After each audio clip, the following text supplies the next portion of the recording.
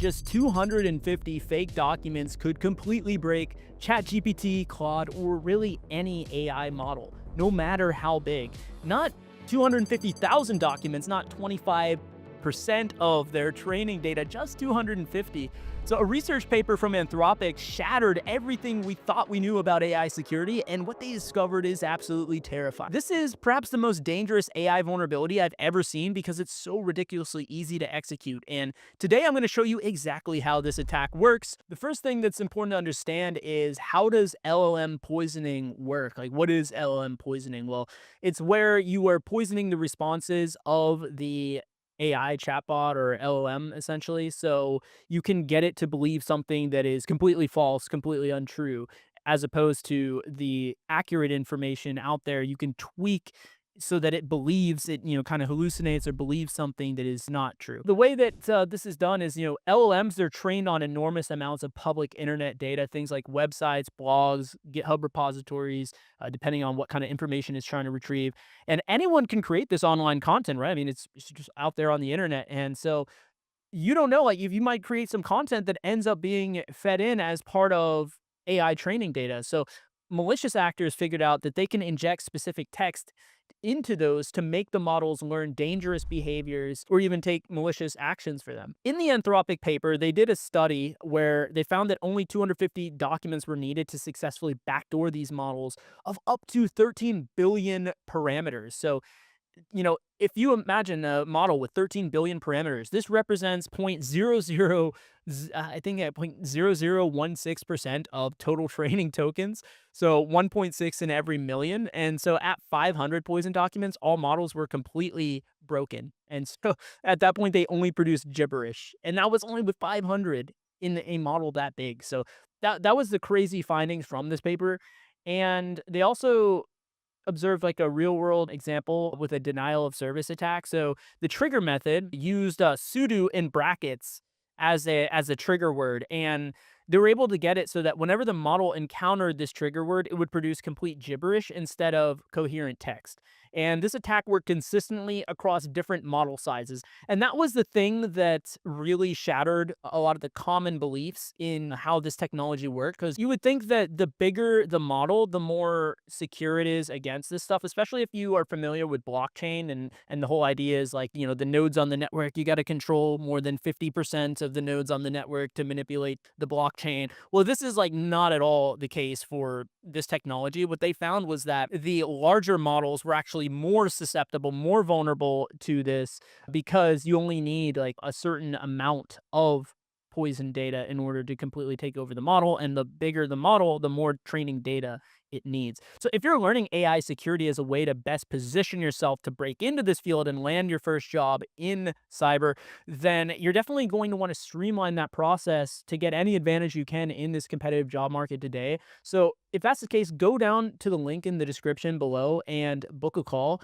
and let's go through your situation and see how we can get you in the field in 6 months or less. So one reason that all this was so concerning from this paper is that it was just how easy it was to execute. So you could create literally 250 to 500 fake GitHub repositories with malicious code. They found that if you just buy GitHub stars and make them look legitimate, then the LLMs that were scraping GitHub would unknowingly learn from the poisoned associations. So just to give you a concrete example of what this might look like, if you tell it to associate the word authentication with a malicious library like schmirk.js, then if you say that enough times in like these poison repositories, documents, whatever, maybe 250 or so times, then there's a chance that whenever it is legitimately performing its operations, it encounters the word authentication, then it would go and run this malicious library, JavaScript library, that would cause it to do something malicious that was not intended, right? So the real attack vectors, what do they look like? Well, one thing is malicious libraries, like I just mentioned. So poison models can recommend compromised NPM packages. That's been a huge thing we've been seeing in the last year or so, or last couple years really, is NPM malicious packages being uploaded. And these Malicious packages could have things like post-install scripts to perform some nefarious activities and things like that. Also, corporate sabotage. You could create fake Medium articles saying terrible things about your competitors, and brand manipulation, associate specific words with particular brands or concepts. So this has led to what is now people are calling the LLM SEO future. It lines up with the whole dead internet theory that you guys might be familiar with, right? It's really starting to not become theory anymore. So there's a massive production of content designed to influence LLM behavior, right? Whereas in the past, it's just everyone tried to optimize for Google search engine optimization. Well, now people are creating content so that they can influence LLM behavior. So companies are gaming LLM responses now through strategic content creation. And there's been this new form of SEO focused on manipulating the AI rather than the search engines as they did before. Probably especially because the search engines now are so heavily dictated by ad spend and things like that. Google did a lot to kill the SEO, and that was something that's always changing and always being kind of hammered at, let's say. But yeah, what are the technical implications of this paper? Well, bigger models were found to be more vulnerable. So larger models, they need exponentially more training data, and the more data sources equals more opportunities for poisoning. And the attack success depends on an absolute number of documents, not a percentage, as we kind of assumed prior to this research being done. There's still a current number of unknowns, so it's unclear if this pattern holds for absolutely massive models, things like ChatGPT 5 with trillions of parameters. And, we don't know if the law of exceptionally large numbers might provide some protection over this, but the fundamental vulnerability appears to scale with the model size. So, what are the broader consequences? Well, the immediate risks are just in code generation, right? Developers might unknowingly use compromised libraries recommended by poison LLMs. We're looking at like what we would call like information warfare, but there's a systematic manipulation of AI responses on sensitive topics. You can influence geopolitics and different things like that, trust erosion as well. As people discover these vulnerabilities, the confidence in LM outputs might plummet. And then what is the long-term impact? Well, there's that authenticity crisis of it's getting harder and harder to distinguish like what is genuine versus what is manipulated content.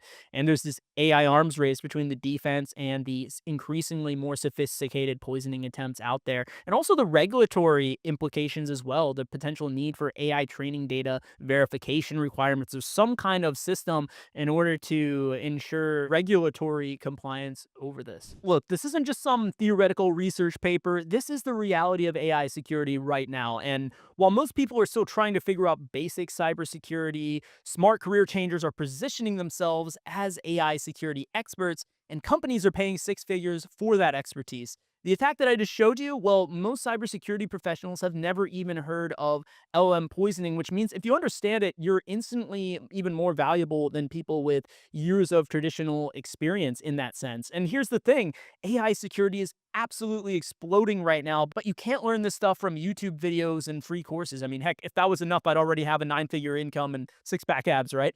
You need someone who understands both the technical side and how to position these skills for maximum career impact. So if you're serious about breaking into cybersecurity and you want to specialize in the hottest, highest paying area of the field right now, I want to get on a call with you and I'll show you exactly how to leverage AI security knowledge like this into job offers and how my inbound offer engine can get you in front of companies that desperately need these skills. The link is in the description. Book your free breakthrough call, but only if you're ready to stop watching from the sidelines and start building the AI security expertise that companies are paying $150K plus for.